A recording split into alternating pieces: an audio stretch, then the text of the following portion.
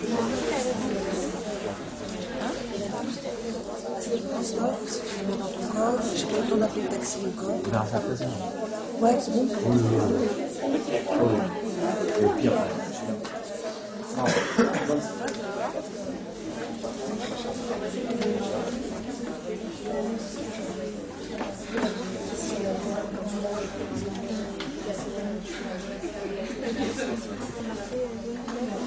Bien, bonjour.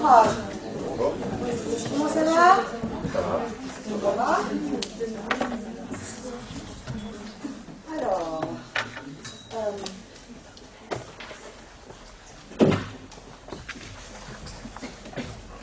on va reprendre. On en était resté, nous, la dernière fois sur le cas pratique, enquête préliminaire, enquête de flagrance.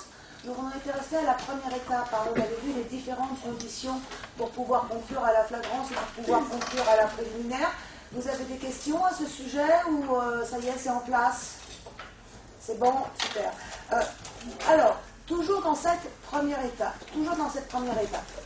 si une des conditions que l'on a énumérées fait défaut, vous vous arrêtez au niveau de la condition manquante, hein, et vous concluez, du coup, puisque une condition manque, à la caractérisation d'une enquête préliminaire.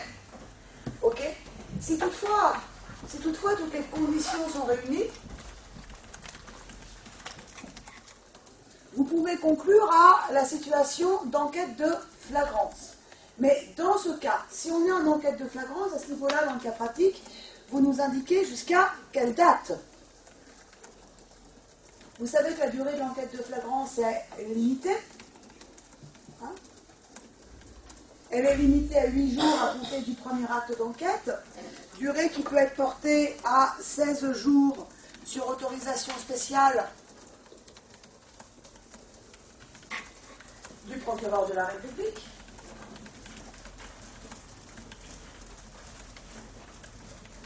Donc, précisez bien à ce stade-là, dans le cas pratique, jusqu'à quelle date la situation de flagrance sera en cours.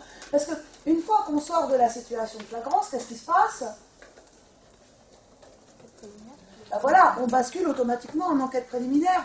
Or, il n'est pas du tout exclu que dans le cas pratique, on vous mette une enquête qui effectivement débute en flagrance, hein, qui se poursuit dans le temps, et qu'à un moment donné, on passe en préliminaire. Il ne faut pas que ce passage en préliminaire vous échappe. D'accord? Donc, surtout, précisez bien d'emblée jusqu'à quelle date, précisément, on sera en enquête de flagrance. Alors, là, de deux choses l'une. Soit il est fait mention d'une autorisation de prolongation de la flagrance, et très bien, elle est prolongée si les conditions sont remplies, d'accord?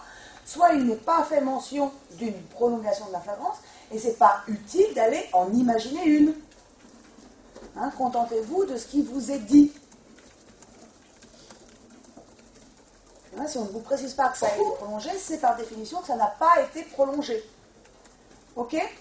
Dans tous les cas, je suis toujours dans la première étape, là, hein, dans tous les cas, qu'on soit en flagrance ou en préliminaire, à ce stade, vous devez vous poser la question de savoir si on est, oui ou non, dans le cadre d'une procédure pénale dérogatoire.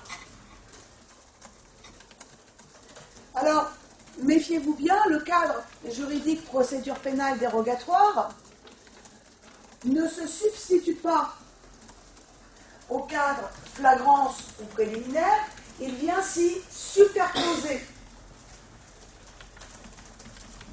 Ce qui signifie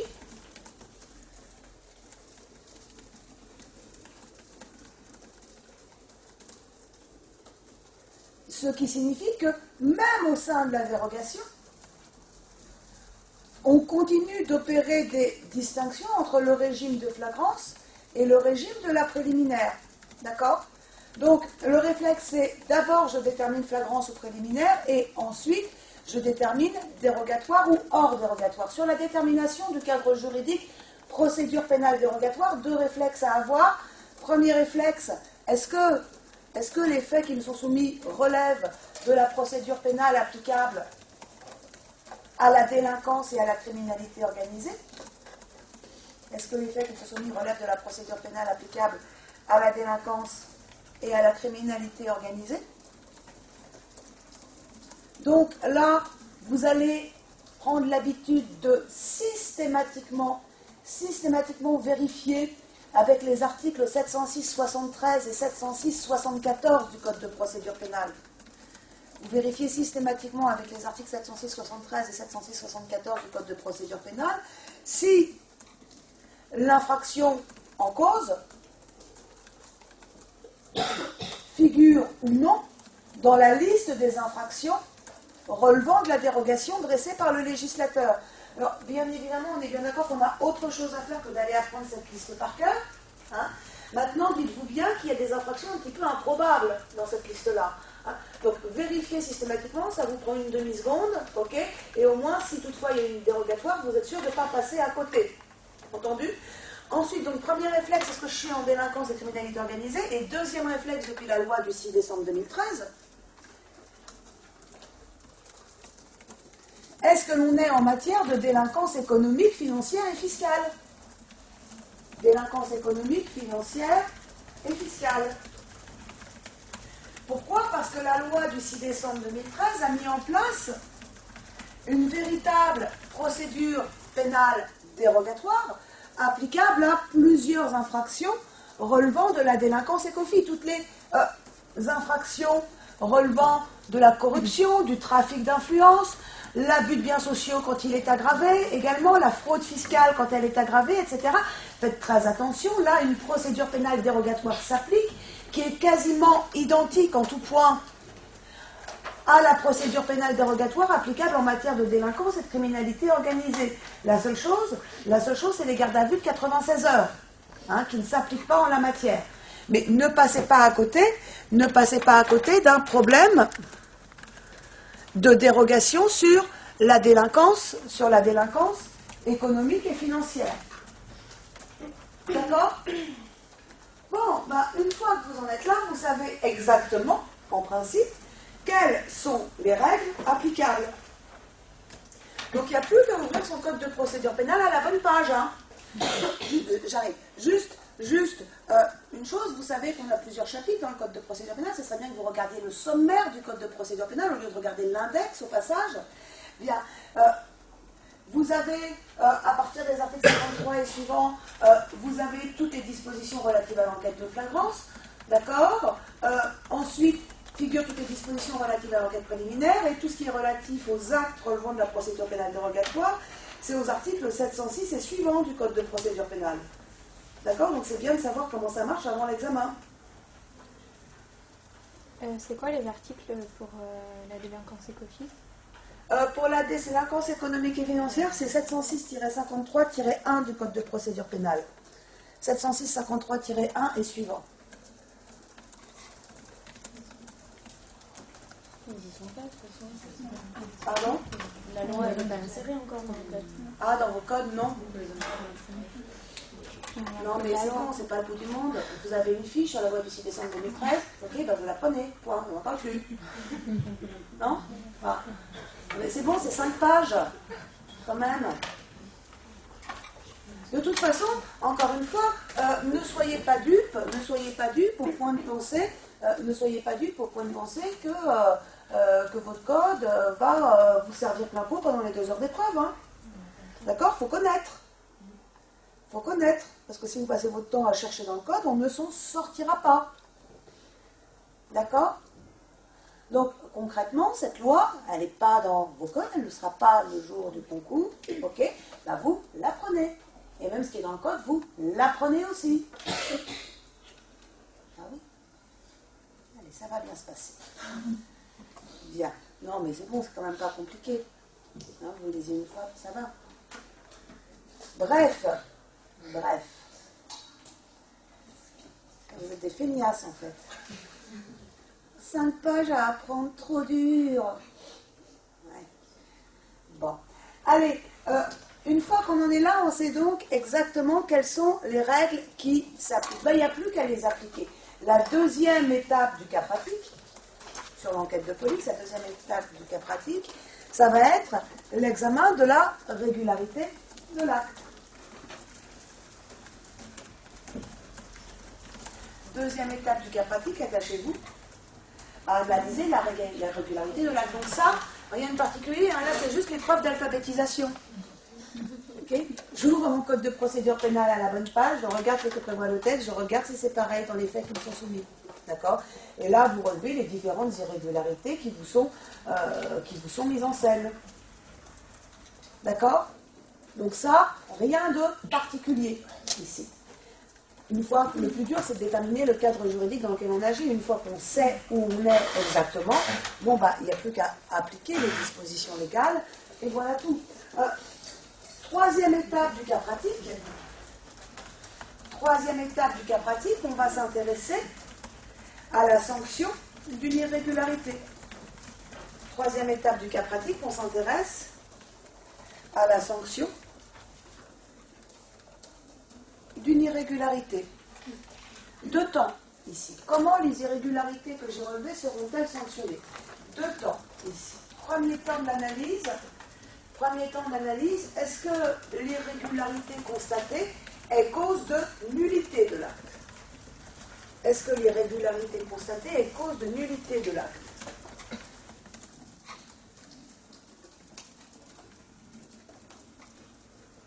Trois cas de figure ici. Premier cas de figure, je suis face à un cas de nullité d'ordre public. Premier cas de figure, on est face à un cas de nullité d'ordre public. Dans ce cas, l'irrégularité constatée entraînera, dans tous les cas, la nullité de l'acte.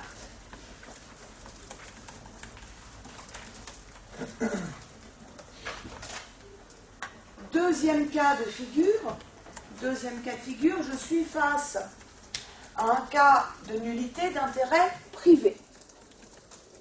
Deuxième cas de figure, on est face à un cas de nullité d'intérêt privé. Dans ce cas, en principe, l'irrégularité ne sera pas cause de nullité de l'acte. Dans ce cas, l'irrégularité constatée ne sera pas, en principe, cause de nullité de l'acte. Toutefois, l'irrégularité pourra entraîner la nullité de l'acte.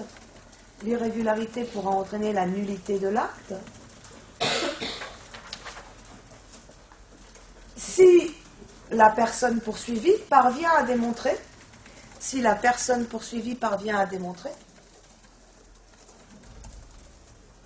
que l'irrégularité lui a fait grief. C'est-à-dire si elle parvient à démontrer que l'irrégularité a effectivement joué en sa défaveur dans la suite de la procédure. C'est-à-dire si elle parvient à démontrer que l'irrégularité a effectivement joué en sa défaveur dans la suite de la procédure. Troisième et dernier cas de figure, le plus important car le plus fréquent sur les irrégularités de l'enquête de police. Troisième et dernier cas de figure, on est face à une nullité d'intérêt privé à grief présumé. Troisième et dernier cas de figure, on est face à une nullité d'intérêt privé à grief présumé. Dans ce cas, nullité d'intérêt privé à grief présumé, l'irrégularité entraîne en principe la nullité de l'acte.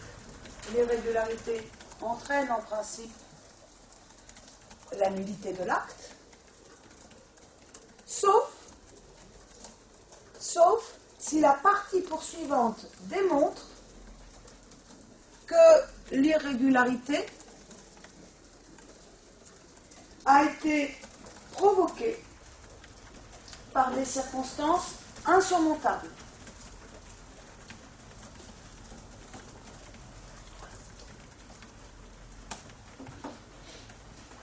Ça va? Donc il faut déterminer dans lequel de ces trois cas de figure on se trouve. On est bien d'accord, ça fait partie des choses qui sont... La jurisprudence de la Cour de cassation est très fluctuante sur la nature de la nullité au regard des différentes irrégularités. Ça fait partie des choses, ça qu'il ne faut pas apprendre. Ça, pour le coup, il ne faut pas l'apprendre. sinon vous n'en sortirez pas. Et puis en plus, ça n'a aucun sens d'apprendre cela. Donc, ce que vous allez faire, là, pour le coup, en dessous de chaque acte, en dessous des dispositions réglementant les perquisitions, en dessous des dispositions réglementant la garde à vue, etc., dans le rappel de jurisprudence, vous avez à chaque fois une case nullité. Eh bien, vous vous déterminez sur la nature de la nullité de la même façon que le dernier arrêt en date de la Cour de cassation. Et si, toutefois, Cour d'appel de Bourges nous dit l'inverse de ce que nous dit la Cour de cassation, on applique ce que dit la Cour de cassation. Même si Cour d'appel de Bourges, c'est après. Et puis si on a Cour de cassation 1970, Cour de cassation 2012 qui ne retiennent pas la même solution, c'est pas la peine de dire « Oh là là là là, mais que faire ?» La Cour de cassation a rendu 2 décisions qui disent « Oui, ça s'appelle un revirement. Okay » Donc on applique la dernière solution en date. Donc parfois vous faites des trucs bizarres dans les copies. Voilà. Donc là, on retient la dernière solution en date et puis on l'applique. Alors regardez bien, parce que sur les perquisitions, par exemple, ou sur les fouilles, il y a 1000 causes de nullité possibles. On n'a pas bien fait signer le procès verbal, on n'a pas demandé en premier lieu à la personne d'être présente, on a été chercher tout de suite un représentant, on n'a pas requis le consentement, on n'a pas respecté le régime des heures légales, etc. Et chacune de ces causes de nullité va être considérée de façon différente par la Cour de cassation. Si toutefois, et c'est fort possible que ça se produise, si toutefois il s'avère que le cas qui vous est soumis n'a pas été tranché par la Cour de cassation, et si on ne sait pas en jurisprudence quelle est la position de la Cour sur la nature d'ordre public, d'intérêt privé ou d'intérêt privé à grief présumé de l'irrégularité qui vous est soumise, là, essayez de le faire en bon sens. Encore une fois, dites-vous que si c'est un truc qui vous paraît très grave, genre les heures légales, le consentement, ça sera forcément une cause de nullité.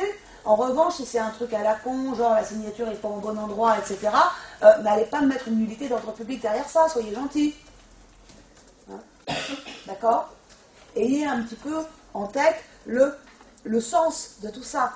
Les nullités, ça sert à quoi? Les nullités, ça sert effectivement à annuler les actes qui ont lésé, par définition, la personne, mais qui l'ont lésé, effectivement. On n'annule pas des procédures pour des broutilles. D'accord? Et puis, dites-vous, partez également d'un principe que 9 fois sur 10,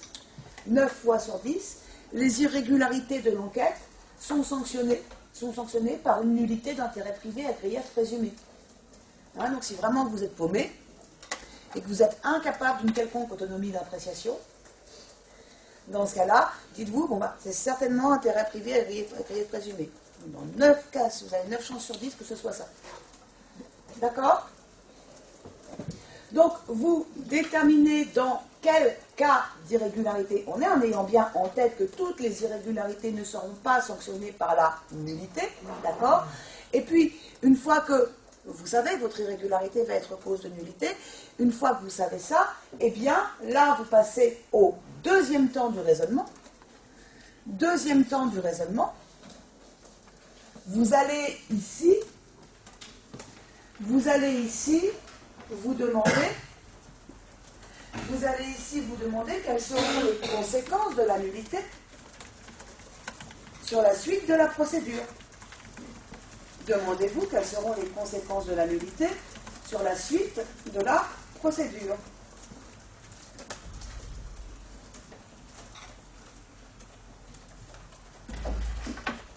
Alors, conséquences de la nullité sur les suites de la procédure. Ici, il y a une règle. Là encore, il faut savoir l'appliquer convenablement. La règle, c'est la suivante, il faut la connaître. C'est doivent être annulés à leur tour tous les actes subséquents à l'acte nul. Doivent être annulés à leur tour tous les actes subséquents à l'acte nul, c'est-à-dire tous les actes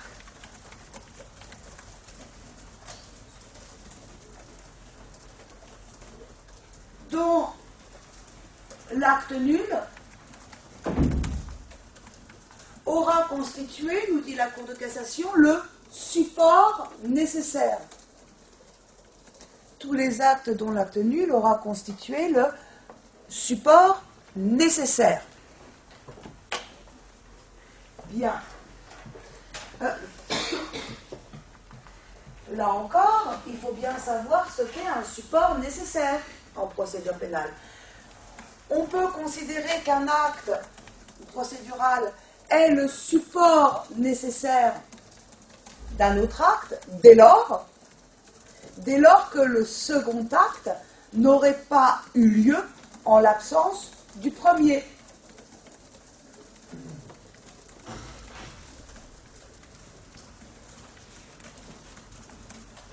Alors, là non plus, il n'y a pas de systématicité, l'analyse doit vraiment se faire concrètement, au cas par cas. Imaginez une garde à vue, on met un suspect en garde à vue et puis on décide d'emblée de procéder et à une garde à vue et à une perquisition pendant la durée de la garde à vue. D'accord ? Et puis, pour une raison X ou Y, la garde à vue va être frappée de nullité. Est-ce que dans cette hypothèse-là, la nullité de la garde à vue va entacher la régularité de la perquisition? Dans cette hypothèse-là, non. Pourquoi? Parce qu'on aurait tout à fait pu procéder à la perquisition indépendamment de la garde à vue. D'accord?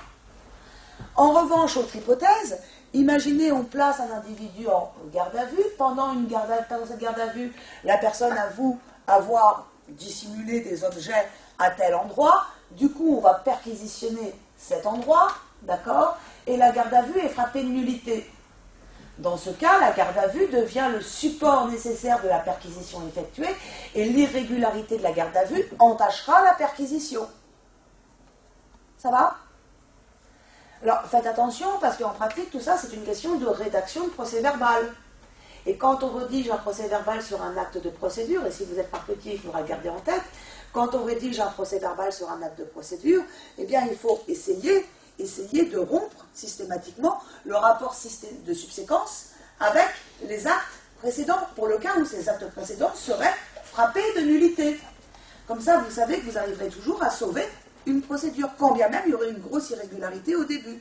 Parce que si dans les procès-verbaux, on lit tout à tout, s'il y a la moindre connerie, ça entache l'ensemble. Ça va ? Voilà donc comment on procède dans un cas pratique sur l'enquête. Est-ce que vous avez des questions sur tout ça? Moi, c'était plutôt sur la garde à vue, on va peut-être voir... La garde à vue, on verra à part, oui, mais si vous avez une question, d'ores et déjà, allez-y. En fait, dans le volume, vous distinguez deux temps du placement en garde à vue, le moment de la contrainte, oui. Et ensuite le placement. Donc à partir de la contrainte, il y a le début, il y a la notification des droits qui doit être faite, et ensuite il y a un autre placement en garde à vue, j'ai pas trop. Le placement effectif et le placement rétroactif en garde à vue, c'est pour la détermination du moment du placement en garde à vue. La jurisprudence distingue clairement entre deux moments de placement en garde à vue. La plupart du temps, ces deux moments vont coïncider, d'accord?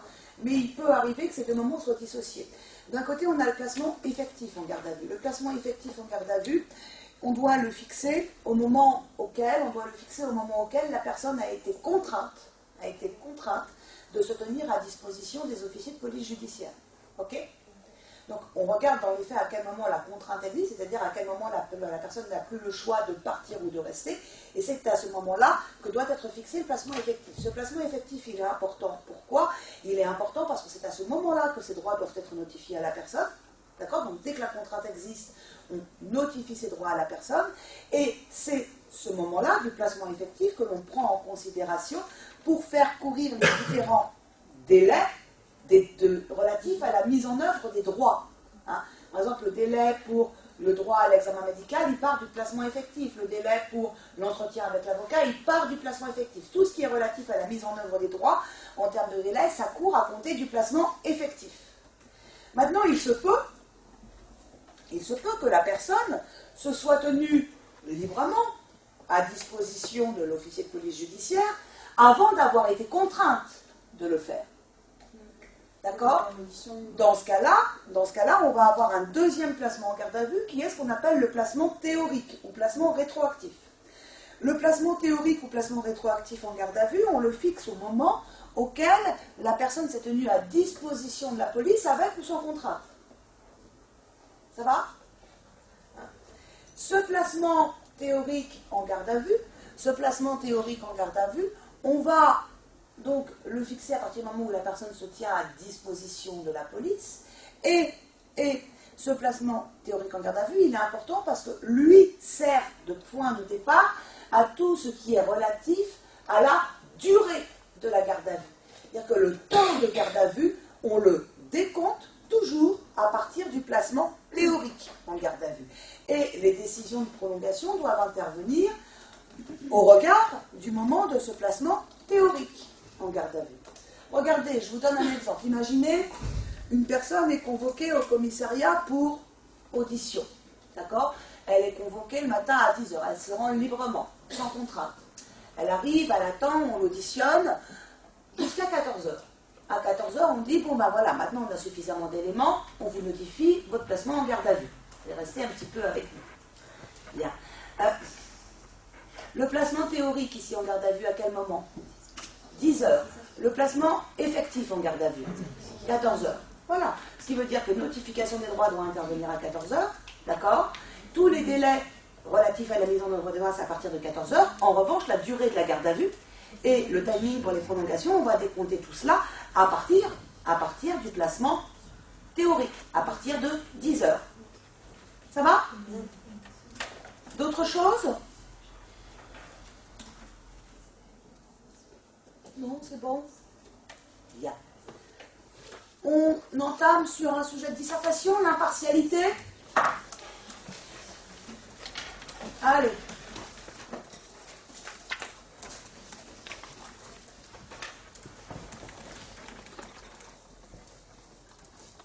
Sujet consacré à l'impartialité. Déjà, ici, s'agissant de la définition des termes du sujet, sur l'impartialité, s'agissant de la définition des termes du sujet, il y a un passage obligé, c'est la distinction entre impartialité et indépendance. D'accord? Mon sujet, c'est l'impartialité.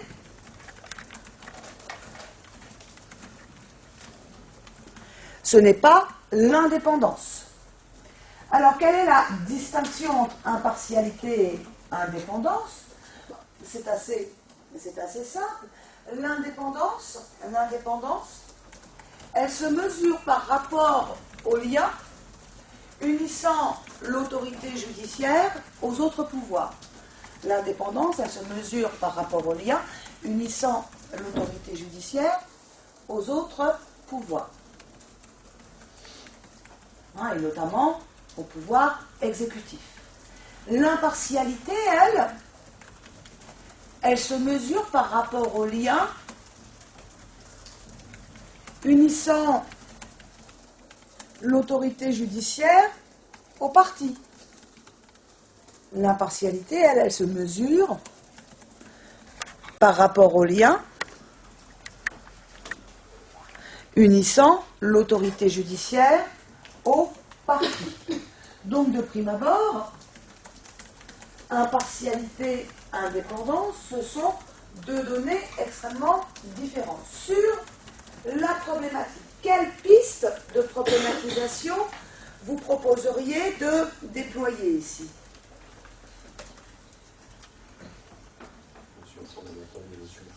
Voilà, on va partir sur une problématique. Notion centrale, notion ambiguë. Premier temps de la problématique, de prime abord, l'impartialité est une notion centrale. Notion centrale, pourquoi l'impartialité? Notion centrale, pourquoi? Notion centrale, d'abord, première chose, par sa valeur juridique. Notion centrale, d'abord, première chose, par sa valeur juridique. L'exigence d'impartialité a d'abord et avant tout valeur constitutionnelle.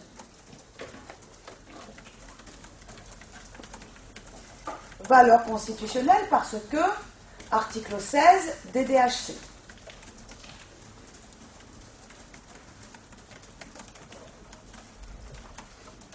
L'exigence d'impartialité a également valeur conventionnelle.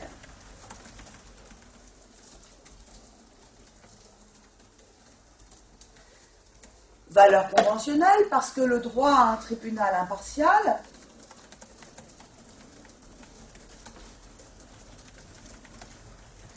figure au titre des composantes du droit au procès équitable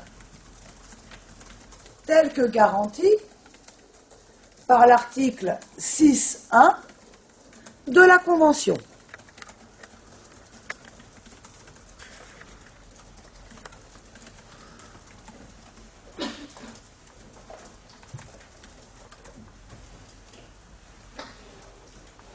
Ok, donc valeur constitutionnelle, valeur conventionnelle, on est sur une exigence qui est tout en haut de la pyramide de Kelsen.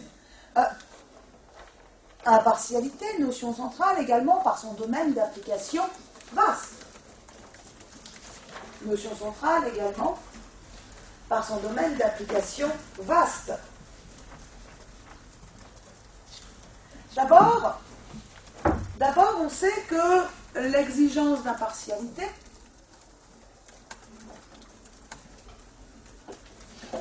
s'applique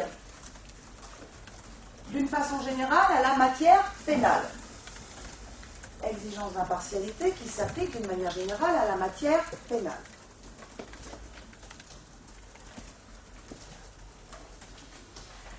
C'est-à-dire qu'elle déborde le cadre du seul droit pénal pour s'appliquer à toutes ces disciplines parapénales du type sanctions disciplinaires, sanctions administratives, sanctions fiscales, sanctions douanières, etc., etc. Si l'on considère le seul procès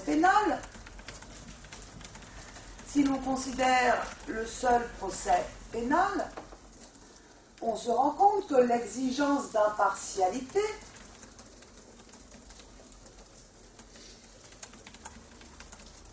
se retrouve à tous les stades de ce procès, de son commencement à son achèvement.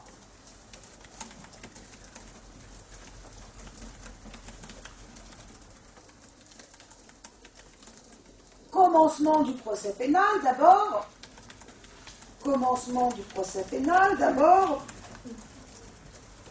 avec, vous pouvez le citer, pourquoi pas, l'impartialité attendue de l'enquêteur dans l'enquête de police. Chambre criminelle, 14 mai 2008.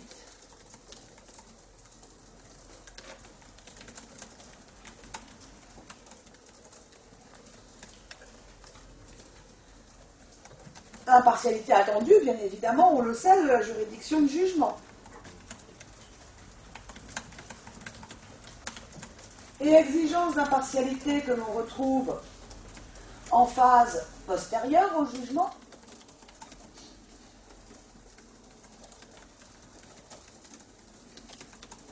comme le démontre la juridictionnalisation de l'application des peines. Pourquoi est-ce que, avec les lois du 15 juin 2000 et du 9 mars 2004, on procède à une juridictionnalisation de l'application des peines? Eh bien, tout simplement, pour garantir l'impartialité des décisions intervenant postérieurement à la condamnation.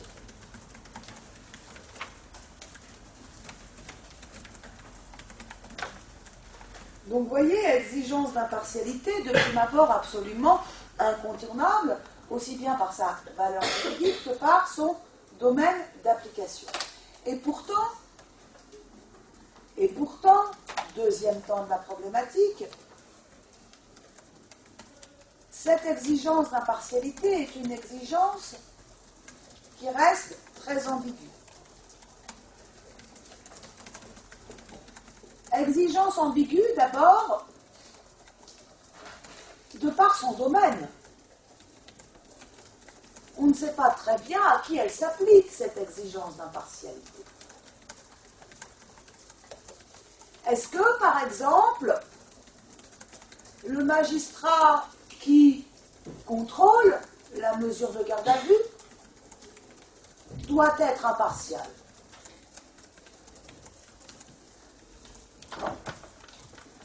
Le droit européen semble répondre par l'affirmative.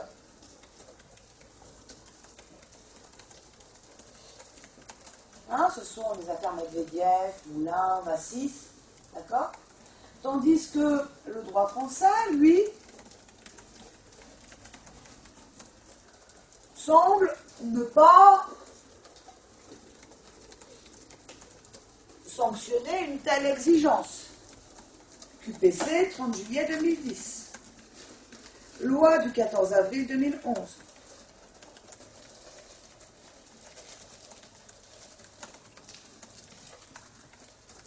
Ça va? Bien.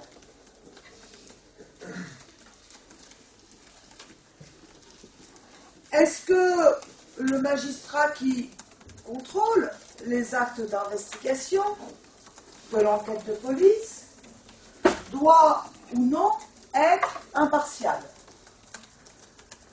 Oui, semble nous indiquer la Cour de cassation. Chambre criminelle, 22 octobre 2013. Mais le législateur, lui, semble avoir une autre approche de cette problématique, puisque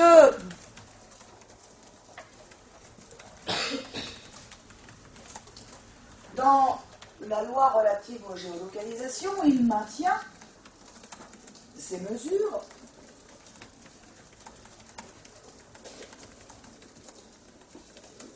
sous le contrôle des magistrats du ministère public.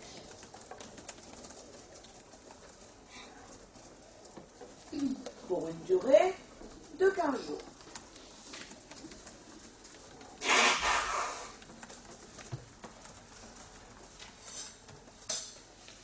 Impartialité, notion ambiguë encore quant à son contenu. Qu'est-ce que l'impartialité exactement?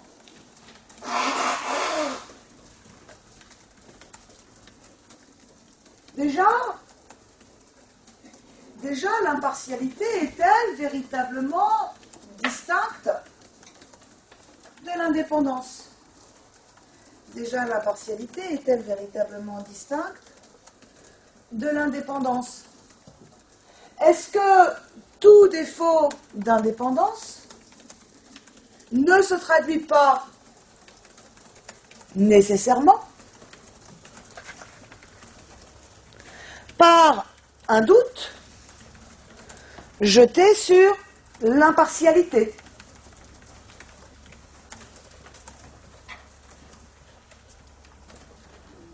Et puis, si l'on considère l'impartialité en elle-même,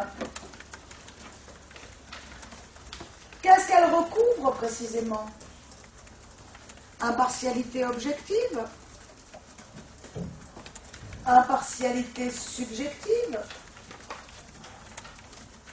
Les deux à la fois?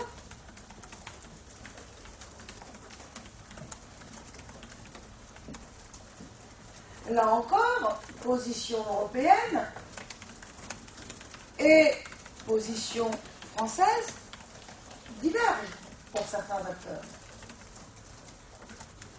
Ainsi, par exemple, la loi du 25 juillet 2013 énonce que les magistrats du ministère public exercent leurs fonctions dans le respect du principe d'impartialité.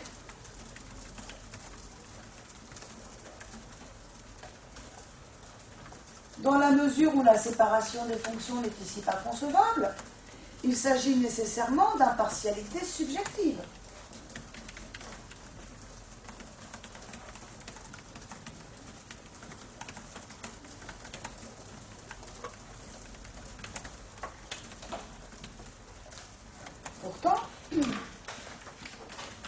Pourtant, la Cour européenne des droits de l'homme semble regretter que le ministère public en France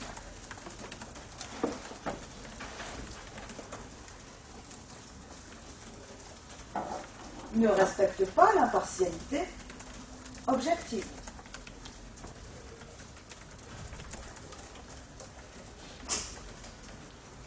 Notion ambiguë, enfin, quant à sa sanction. Comment le défaut avéré d'impartialité sera-t-il sanctionné? Tantôt, nullité soumise à l'exigence d'un grief, tantôt nullité sans grief,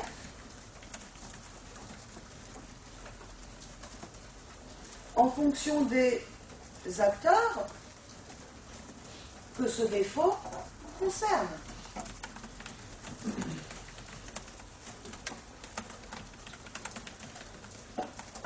Ça va?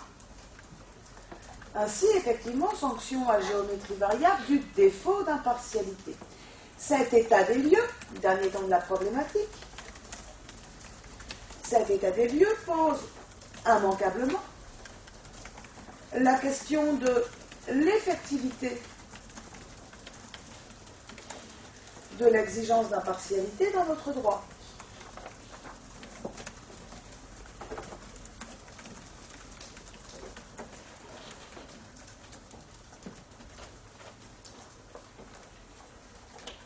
Ça va sur cette intro? 1, 2, qu'est-ce qu'on fait?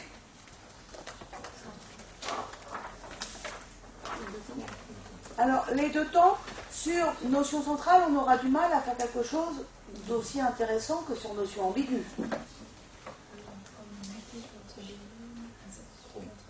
Voilà, on va partir sur un plan domaine-régime, et on va voir que les choses ne sont pas claires sur le domaine de l'exigence d'impartialité,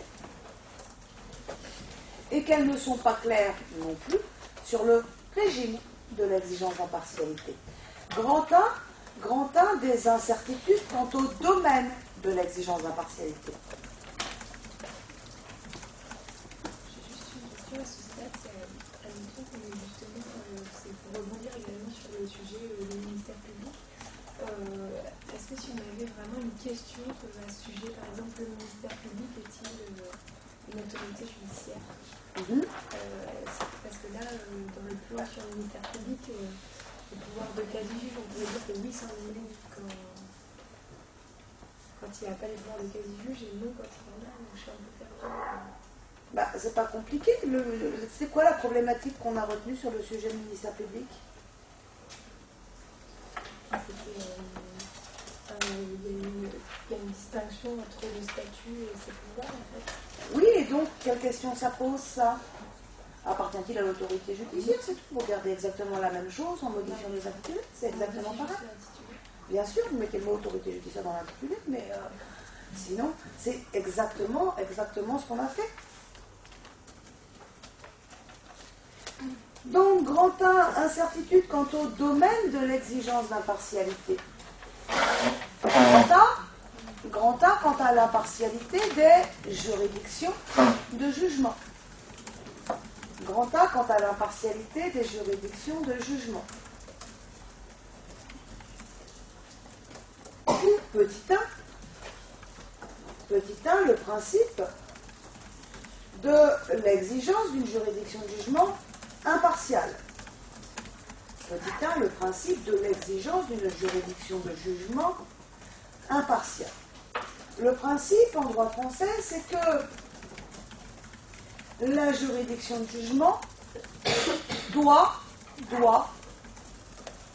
être impartiale. Et cette impartialité, elle est requise de deux façons. D'abord, on exige que soit impartiale la juridiction de jugement dans son entier.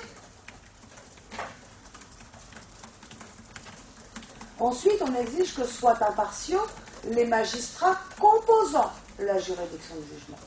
Premier point, impartialité de la juridiction de jugement dans son entier.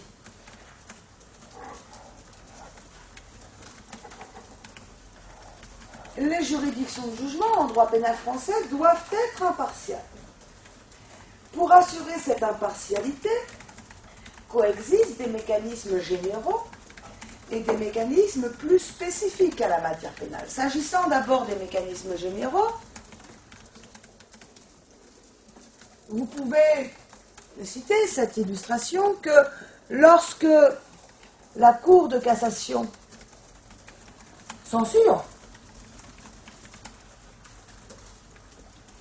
une décision des juges du fond, elle renvoie nécessairement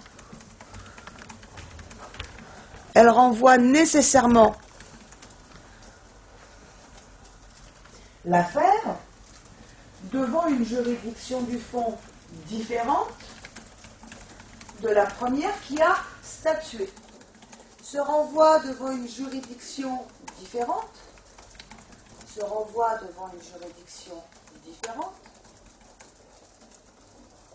s'explique par le souci d'assurer l'impartialité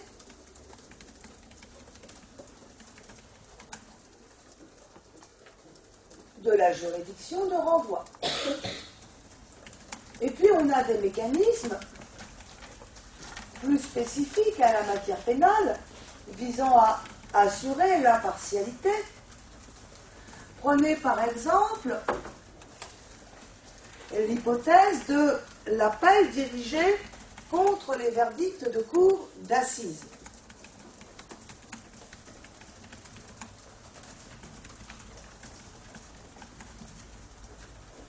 Eh bien, cet appel, vous le savez, est circulaire. Qu'est-ce que ça signifie? Ça signifie que c'est la Cour de cassation qui va désigner la Cour d'assises d'appel, qui sera nécessairement différente de la Cour d'assises de premier degré. Pourquoi? Tout simplement pour assurer l'impartialité de la juridiction d'appel.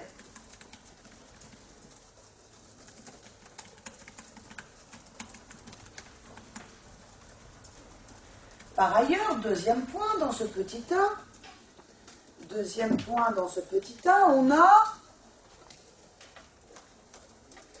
également des mécanismes qui visent à assurer l'impartialité des magistrats composant la juridiction.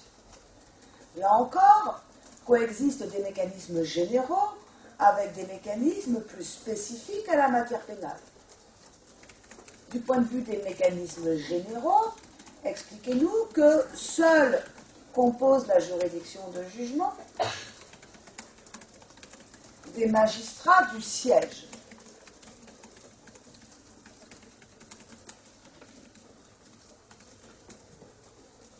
D'accord, et certainement pas des magistrats du parquet. Séparation des fonctions. Le statut de ces magistrats garantit leur impartialité au moins objective.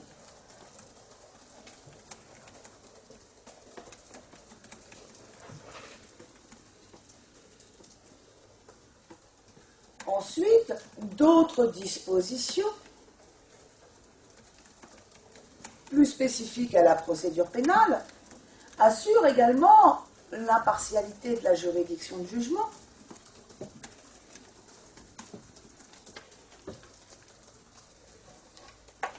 Pensez par exemple à l'article 137.1 du Code de procédure pénale qui interdit au juge des libertés et de la détention qui a statué sur la détention provisoire de participer à la formation de jugement qui statuera au fond sur la même affaire.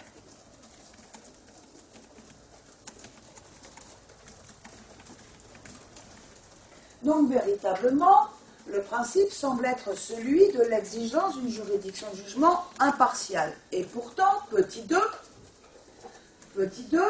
l'émergence de juridictions de jugement partiales Petit 2, l'émergence de juridictions de jugement partiales. Il y a dans notre droit des juridictions de jugement dont la partialité est établie. À quoi est-ce que l'on pense? Quelles sont, à votre avis, les juridictions de jugement qui ne respectent pas, en droit français, l'exigence d'impartialité? Alors, la première hypothèse, effectivement, c'est la plus importante. Ce sont toutes ces hypothèses dans lesquelles on a érigé le ministère public en un quasi-juge. CRPC, composition pénale, on a déjà parlé du rôle central du ministère public dans la décision sur la culpabilité, sur la peine. Au cours de ces procédures-là, on voit bien que le procureur de la République est seul ici décisionnaire, le magistrat du siège n'intervenant que comme un certificateur, finalement, de la procédure conduite, de telle sorte que ici, on voit bien que la personne, finalement, est jugée par l'autorité de poursuite. Voilà donc des procédures de jugement qui ne respectent pas, de prime abord, l'exigence d'impartialité. Quoi d'autre? Le débat autour des juridictions pour les enfants. Voilà, le juge des enfants. Le juge des enfants, à la fois magistrat instructeur, mais également juridiction de jugement, ne respecte pas le principe de séparation des fonctions. Impartialité objective, non respectée, donc ici. On peut dire un mot également du tribunal pour enfants qui a été censuré parce que le juge des enfants y participait, justement, d'accord, par le Conseil constitutionnel dans sa décision du 8 juillet 2011. Quoi d'autre? On peut penser encore au juge des victimes. Juge des victimes qui, je vous le rappelle, statue à juge unique dans le litige opposant la victime à l'auteur de l'infraction sur les intérêts civils. La Cour de cassation elle-même, dans un avis rendu le 10 mai 2008,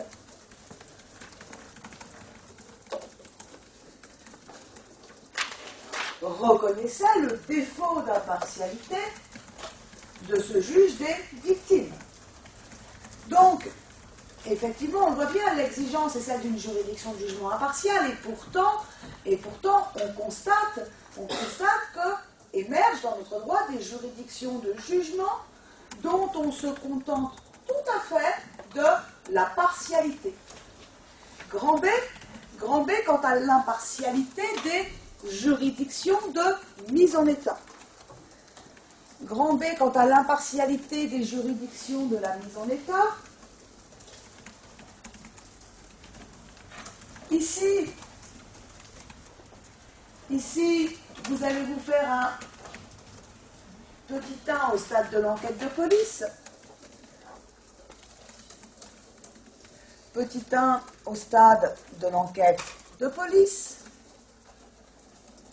Premier point sur l'impartialité de l'enquêteur. Chambre criminelle, 14 mai 2008. Arrêt de principe, rendu sur le fondement de l'article 6 de la Convention européenne des droits de l'homme, qui énonce la règle suivant laquelle l'enquêteur est soumis à l'exigence d'impartialité, à tout le moins l'exigence d'impartialité subjective.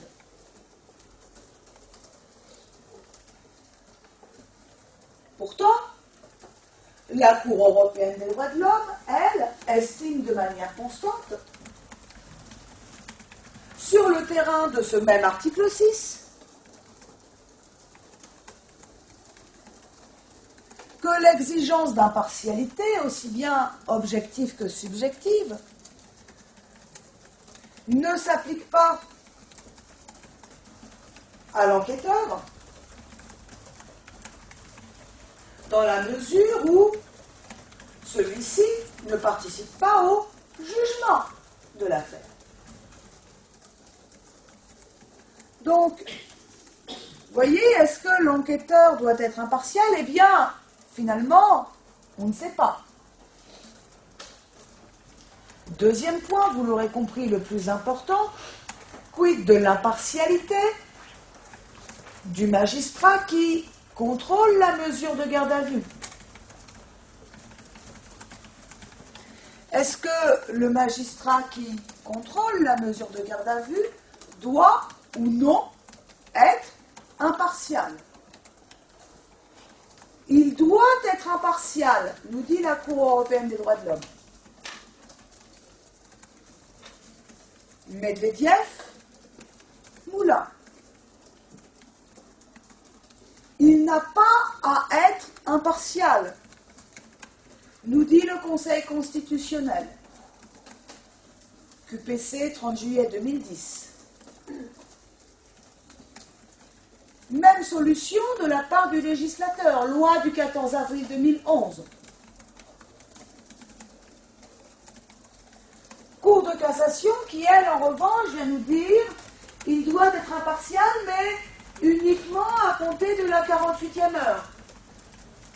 Chambre criminelle, 15 décembre 2010.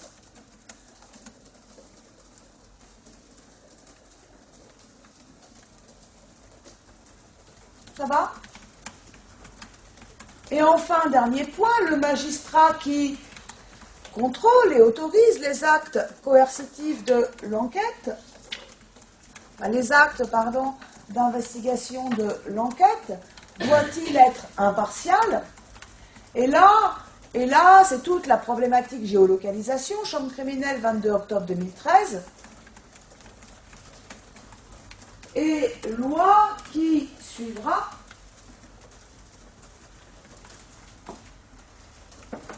ces arrêts de principe. Je ne reprends pas plus précisément tout ça parce qu'on l'a vu en long, en large et au travers déjà. Petit 2, au stade de l'instruction préparatoire.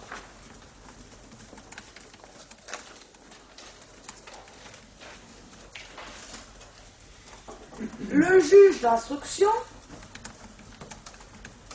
est-il soumis au respect de l'exigence d'impartialité?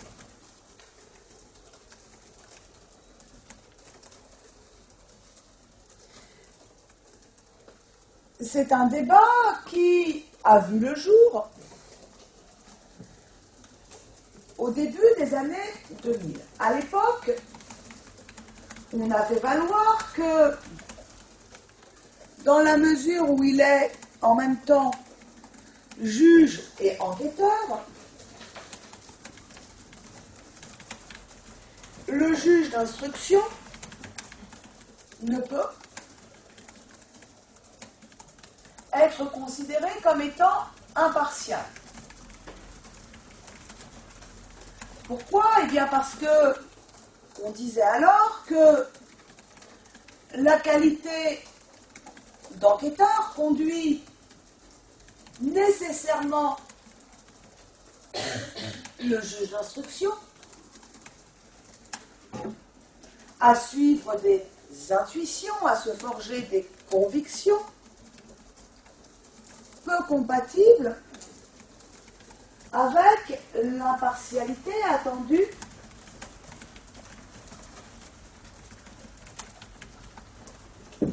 du juge.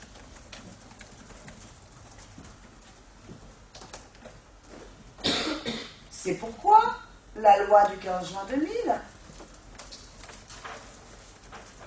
a confisqué au juge d'instruction le contentieux de la détention provisoire pour le confier à un nouveau juge, le juge des libertés et de la détention. Depuis lors, le juge d'instruction est cantonné dans une phase, dans un rôle, unique d'instructeur. Et de fait, la question de son impartialité ne se pose plus.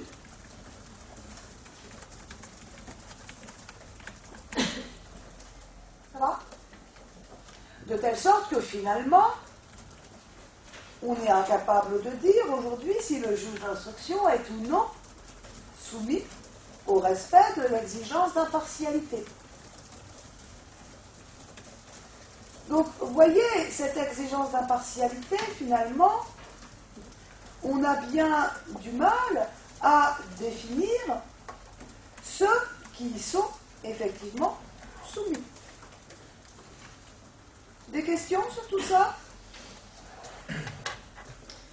Ça relève peut-être plus de la théorie, mais le juge d'instruction, ce qui doit instruire à charge à décharge, on ne peut pas dire que du coup il relève de l'impartialité.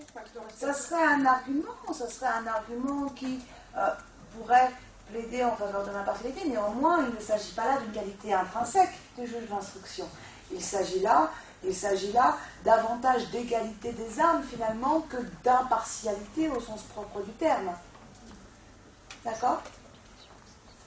Sur l'organisation des idées, on part obligatoirement sur celle-là parce que la deuxième part, le B, est plus intéressant en termes d'actualité, ou on peut partir d'une organisation chronologique avec d'abord la phase de...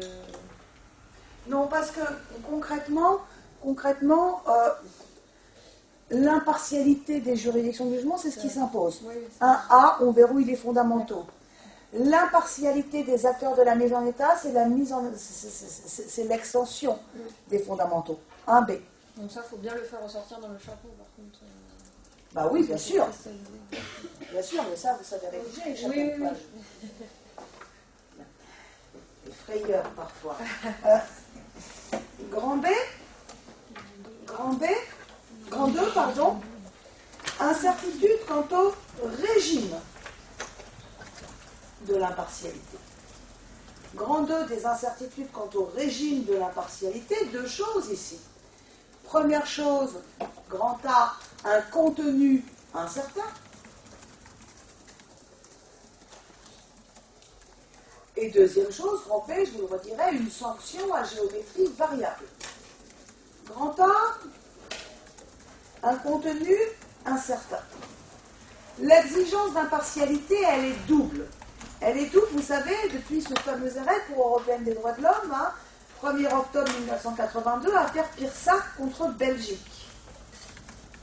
Affaire Pirsac contre Belgique, voilà une décision dans laquelle, pour la première fois, la Cour européenne des droits de l'homme nous dit que l'impartialité, c'est non seulement l'impartialité objective, mais c'est aussi l'impartialité subjective. Petit 1, l'impartialité objective.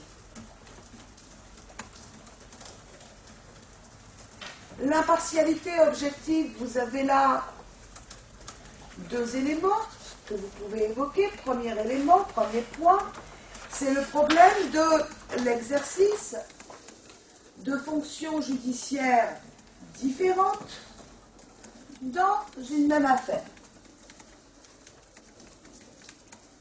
Peut-on admettre qu'un magistrat exerce des fonctions judiciaires différentes, poursuite, instruction, jugement, dans une même affaire? Très longtemps, la jurisprudence européenne a interdit de manière ferme l'exercice de fonctions judiciaires différentes par une même personne dans une même affaire. Puis, elle a tempéré sa position en admettant des dérogations, notamment dans son très célèbre arrêt Hochschild contre Danemark, du 24 mai 1982.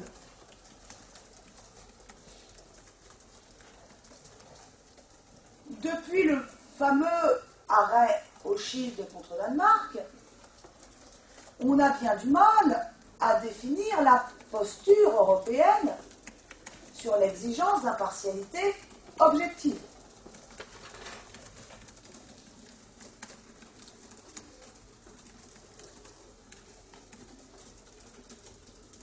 Posture européenne qui, par ailleurs, à certains égards, semble contredire la posture retenue par la Cour de cassation. Je vous renvoie sur ce point à votre fiche sur le procès équitable. Dans votre fiche sur le procès équitable, vous avez toute une partie sur l'impartialité. Là, j'en vois qui ne savent manifestement pas écrire Shield, pas écrire Kirsak. Tout ça, vous l'avez, d'accord? Et c'est des choses qu'il faut connaître. C'est noir sur blanc dans vos fiches, il y a toute une jurisprudence là-dessus. C'est super important, d'accord? Donc, vous prenez la fiche sur le procès équitable dans votre polycopier, la partie sur l'impartialité, vous avez une première sous-partie sur l'impartialité objective, et une deuxième sous-partie sur l'impartialité subjective, c'est ce qu'on est en train de faire là. Donc tout le détail des décisions qu'on cite ici, vous l'avez déjà. Bien. Deuxième point ici, l'exercice successif d'une même fonction judiciaire contre les mêmes personnes. Alors ça aussi c'est problématique. On a des habitués des tribunaux. Quand ça fait 12 fois que vous jugez Kevin, au bout de la 12e fois, on a du mal à faire preuve d'impartialité tout de même. Non? Bien. Et dans les petites juridictions de province, notamment, on n'a pas tellement le choix du juge. Ok?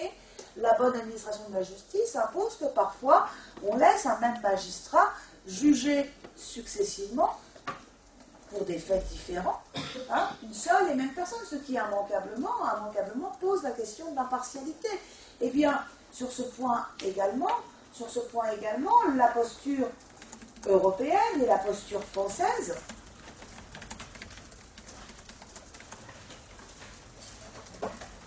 sont difficilement définissables. Je vous renvoie là encore à votre polycopier pour le détail des décisions intervenues en la matière. Petit 2, l'impartialité subjective. Alors l'impartialité subjective, c'est sans doute ce qu'il y a de plus évanescent, parce qu'elle repose véritablement sur l'absence de préjugés de celui qui juge. Mais comme c'est quelque chose nécessairement de très intérieur,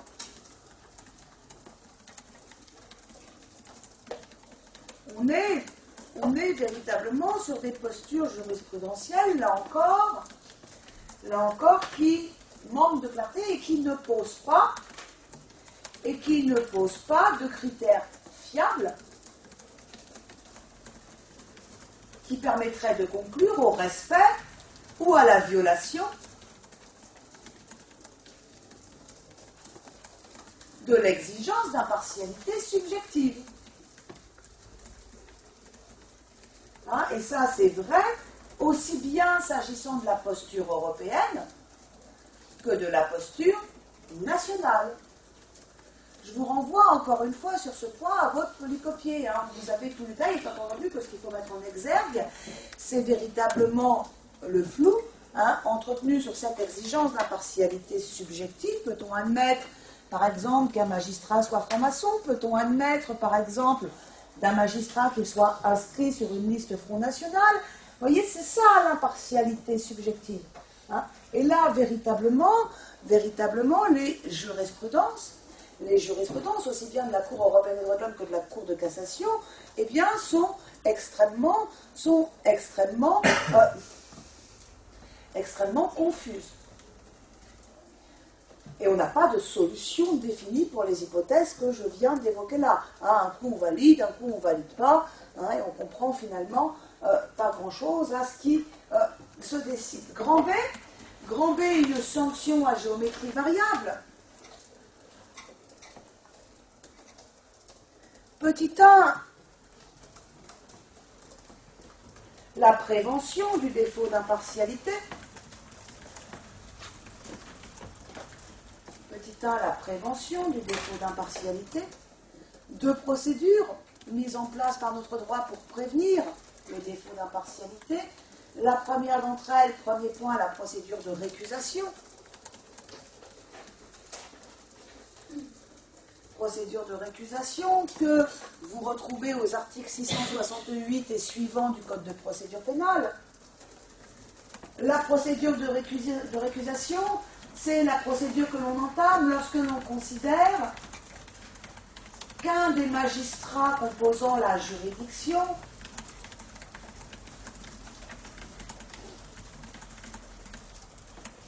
est partial.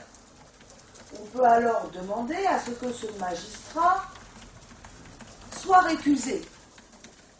Mais alors attention, procédure de récusation soumise à de nombreux aléas. D'abord,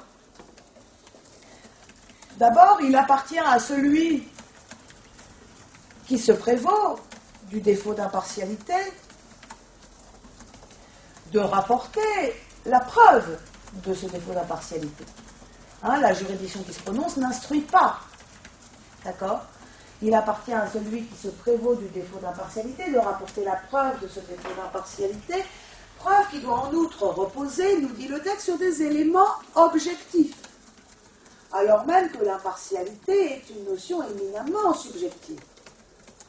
Preuve qui doit par ailleurs reposer sur des éléments objectifs. Et surtout, extrêmement dissuasif, il faut savoir que celui qui aura engagé une procédure de récusation n'ayant pas abouti se verra condamné de manière quasi automatique à une amende civile.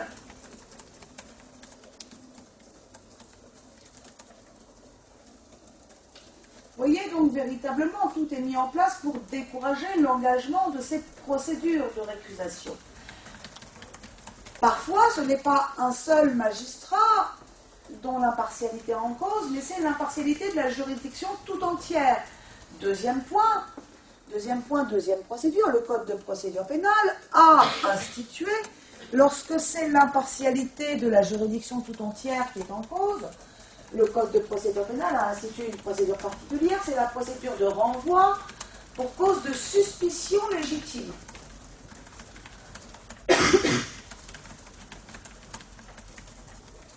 Mais cette procédure de renvoi pour cause de suspicion légitime, elle est soumise exactement aux mêmes aléas que la procédure de récusation. Tant et si bien que c'est là une procédure qui n'est jamais mise en œuvre.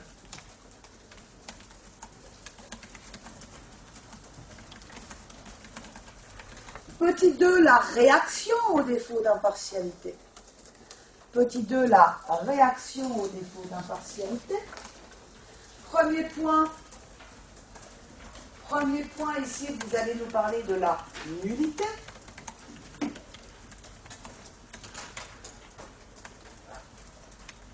La sanction du défaut d'impartialité est à géométrie variable.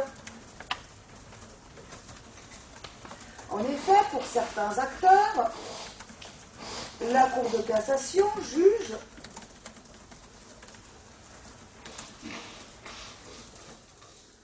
que le défaut d'impartialité est un cas de nullité sans grief. C'est-à-dire que la seule preuve du défaut d'impartialité suffit à emporter la nullité de l'acte. Ça va ? Mais dans d'autres hypothèses, pour d'autres acteurs, à l'inverse, la Cour de cassation décide que le défaut d'impartialité est une irrégularité sanctionnée par une simple nullité d'intérêt privé.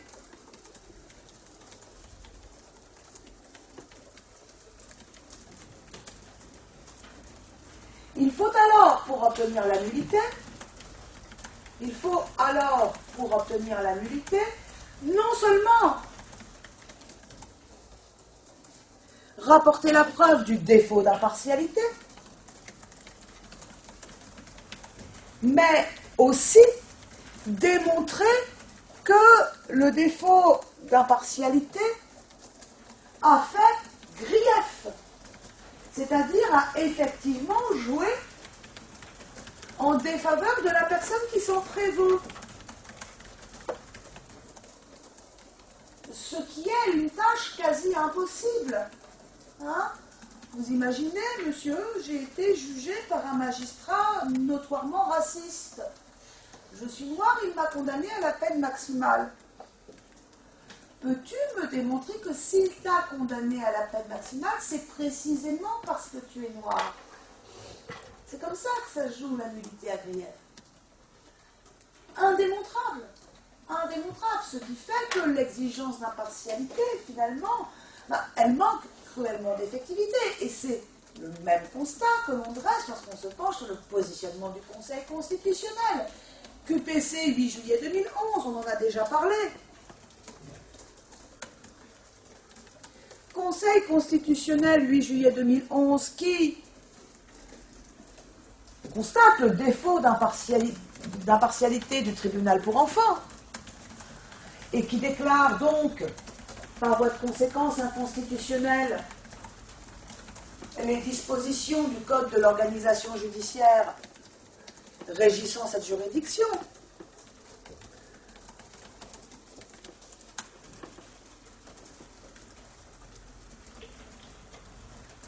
Mais qui néanmoins n'hésite pas à différer au 1er janvier 2013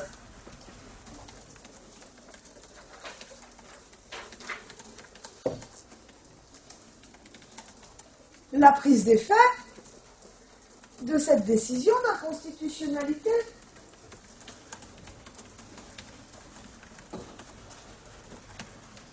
Ce qui signifie, ça aussi on l'a déjà dit, que pendant près d'1 an et demi, il est établi dans notre droit que des mineurs sont jugés par des juridictions dont la partialité est établie.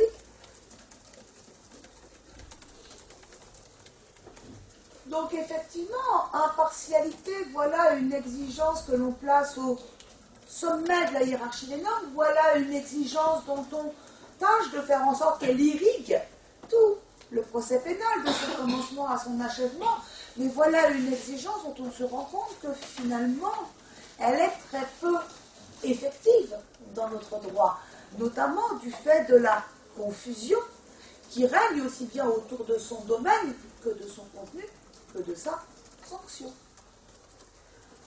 Ça va sur ce sujet? Oui. Et la pause? Allez, pause.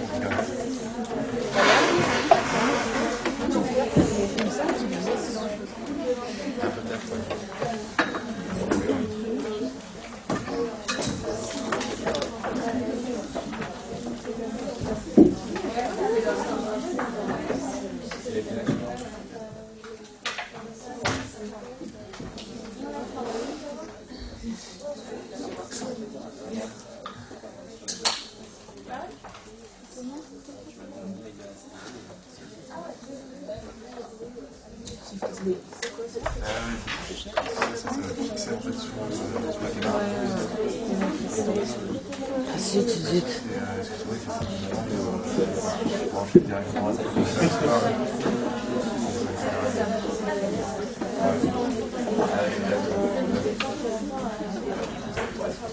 Ouais, Sacha, je crois qu'il y a une petite catastrophe là.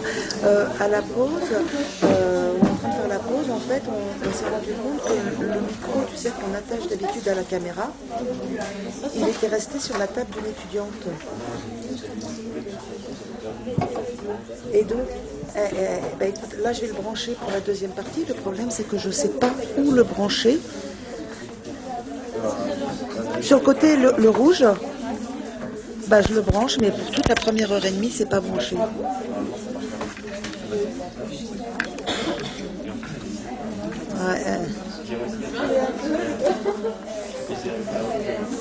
Non, là je recommence un nouveau sujet en revenant, mais j'ai fait tout le cas pratique et tout un sujet là.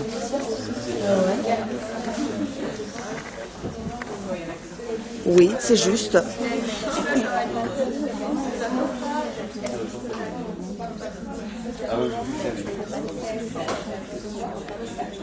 Parce que là, ça n'a rien. C'est le micro, parce que les deux micros sont allumés. Hein. Tu vois, tout est allumé. C'est juste que le...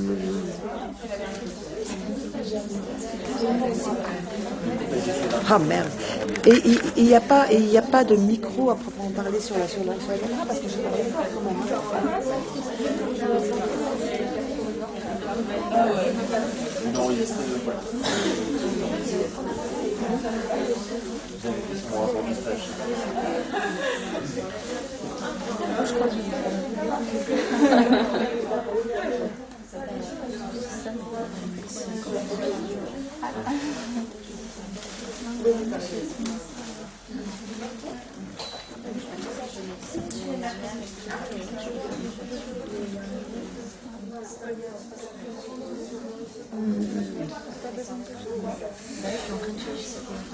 Alors attends, juste, on est d'accord, c'est ce que tu m'as dit, je branche sur le rouge. Là, c'est branché sur le rouge.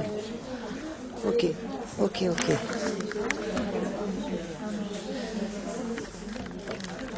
Ouais, écoute, là, je pense que c'est...